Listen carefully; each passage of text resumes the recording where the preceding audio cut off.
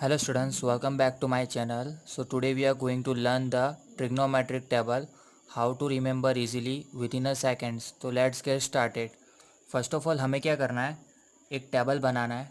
Table बनाने के बाद क्या करना है, जैसे कि फर्स्ट यहाँ पे 0 डिग्री, 30 डिग्री, 45 डिग्री, 60 डिग्री और 90 डिग्री लिखने के बाद हमें ये सीक्वेंस में लिखना है. जैसे कि फर्स्ट हमें साइन थीटा लिखेंगे, आफ्टर दैट कोस थीटा, उसके बाद टेन थीटा, उसके बाद cot theta, then after sec theta and the last one is cosec theta.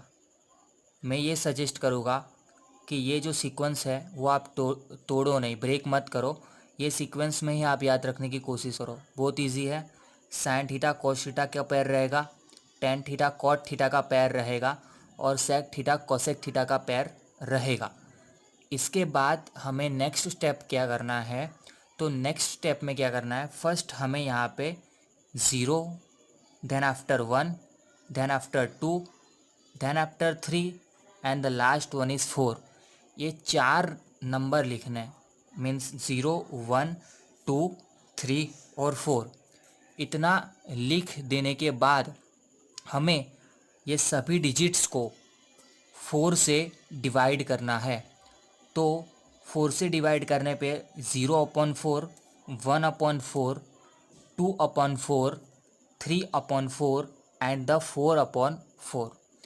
After that the next step is, हमें क्या करना है, इसका स्क्वायर रूट निकालना है. 0/4 का स्क्वायर रूट, 1/4 का स्क्वायर रूट, 2/4 का स्क्वायर रूट, 3/4 का स्क्वायर रूट एंड 4/4 का square root. So as we are knowing that's guys, 0/4 answer होता है 0 और 0 का स्क्वायर रूट 0 ही रहता है. So final answer 0. 1/4 का स्क्वायर रूट निकालते वक्त 1 का स्क्वायर रूट 1 और 4 का square root 2. So answer is 1/2. Here 2 और नीचे 4 है तो 2 2 जा 4 और 1 का 1 और 2 का स्क्वायर रूट √2 आएगा. √3/4, √3 का स्क्वायर रूट 3 ही रहेगा और 4 का स्क्वायर रूट हो जाएगा 2. आफ्टर दैट 4 कैंसल आउट, सो 1 का स्क्वायर रूट 1. तो इस हिसाब से हमारा फर्स्ट स्टेप हो गया है. जैसे कि साइन थीटा का पूरी लाइन की वैल्यूज़ हमें याद रह जाती है कि साइन 0 डिग्री की वैल्यू होगी 0, साइन 30 डिग्री की वैल्यू होगी 1/2, साइन 45 डिग्री की वैल्यू होगी 1/√2, साइन 60 डिग्री की वैल्यू होगी √3/2 एंड द साइन 90 डिग्री की वैल्यू होगी 1. बस इतना करने के बाद अब हमें आगे सिंपली कुछ करना नहीं है. ये पूरे जो हमने एक लाइन बनाई है उसी पे से सब वैल्यूज़ हम लाएंगे. ठीक है. तो कॉस थीटा की अभी वैल्यूज़ निकालनी है कि कॉस 0 डिग्री की वैल्यू क्या होगी, कॉस 30 डिग्री की वैल्यू क्या होगी. उसके लिए हमें क्या करना है, जो साइन का हमने वैल्यूज़ निकाली है उसका क्या करना है, हमें रिवर्स करना है. जैसे कि जो साइन 90 डिग्री की वैल्यू होगी ना, वो कॉस 0 डिग्री की वैल्यू होगी. ओके. इसलिए हमें क्या करेंगे, ये लास्ट वाला यहाँ पे फर्स्ट में लिखेंगे, ये 1 जो है यहाँ पे आएगा, ये √3/2 जो है वो यहाँ पे आएगा. इसके बाद ये 1/√2 है वो यहाँ पे आएगा, 1/2 यहाँ पे और 0 यहाँ पे. दैट मीन्स हमें कॉस थीटा की वैल्यू फाइंड करने के लिए जो साइन थीटा का सीक्वेंस है उसका रिवर्स करना होगा. साइन 90 डिग्री जो होता है 1, वो कॉस 0 डिग्री भी 1 ही होगा.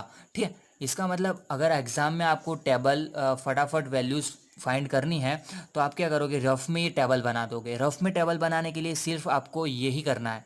इसके बाद कॉस थीटा की वैल्यू फाइंड करने के लिए क्या करोगे, रिवर्स कर दोगे. ठीक है. तो कॉस थीटा की वैल्यू फाइंड हो गई. अब टेन थीटा की वैल्यू फाइंड करनी है तो क्या करोगे, टेन थीटा की वैल्यू फाइंड करनी है तो सिंपली जो साइन थीटास की वैल्यू है और कॉस थीटास की जितनी भी वैल्यू है वो सभी का डिवाइड करोगे तो आपको टेन थीटा की वैल्यू मिल जाती है. ठीक है. तो 0/1 क्या होगा, 0 ही होता है. ठीक है. वो हमें पता है, सिंपली 0/1 0 होता है. जैसे कि यहाँ पे मैं आपको बताऊँ, 0/1 आंसर आता है 0. ठीक है. उसके बाद 1/2 उसके डिवाइड में √3/2, ठीक है। तो जैसे 1/2 डिवाइड बाय √3/2, तो इसका सॉल्यूशन कैसे करेंगे? जैसे कि ये न्यूमरेटर में है और ये डिनोमिनेटर में है, ठीक है। तो ये डिवाइड है यहाँ पे, तो 1/2 यहाँ पे ऐसे लिख सकते हैं। और ये डिवाइड का भी डिवाइड जो है तो वो कैसा हो जाएगा, इन्वर्स हो जाएगा, मतलब उल्टा हो जाएगा। तो यहाँ पे हम क्या लिख सकते हैं, √3/2 को 2/√3 लिख सकते हैं। तो 2 कैंसिल आउट हो जाएगा और फाइनल आंसर 1/√3 आता है, ठीक है। इस हिसाब से हम यहाँ पे 1/√3 लिख सकते हैं। इसी तरह से 1/√2 के डिवाइड में 1/√2 करोगे तो आंसर क्या आएगा, 1। √3/2 के डिवाइड में 1/2 करोगे तो आंसर क्या आएगा, √3। और 1/0, सो आंसर इज इनफाइनाइट, ठीक है। या तो फिर इसको ऐसे भी लिख सकते हैं कि यह अव्याख्यायित है। उसका मतलब हम डिफाइन नहीं कर सकते उसको, नॉट डिफाइन, ओके। ऐसा भी कुछ आप लिख सकते हो, बट बुक में इनडिफाइनाइट दिया हुआ है, उस हिसाब से हम चलेंगे।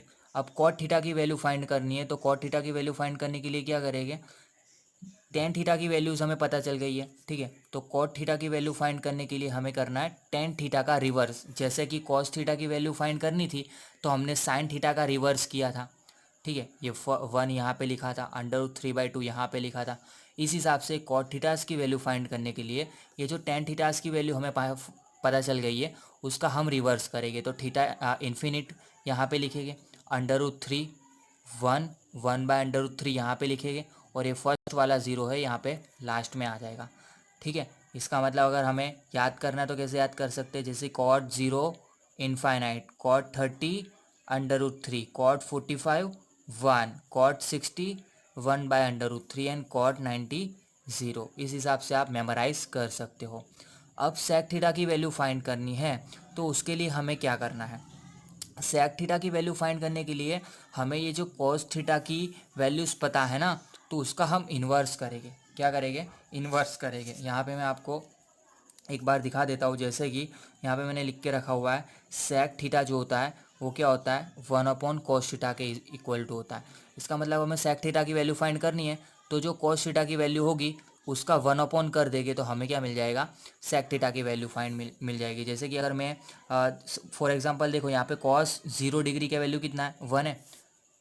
For example cos 0 degree is equal to 1, find sec 0 degree, okay. So हमें पता है कि sec theta is equal to 1/cos theta, so sec 0 degree is equal to 1/cos 0 degree. So 1/cos 0 degree question में given है, that is 1।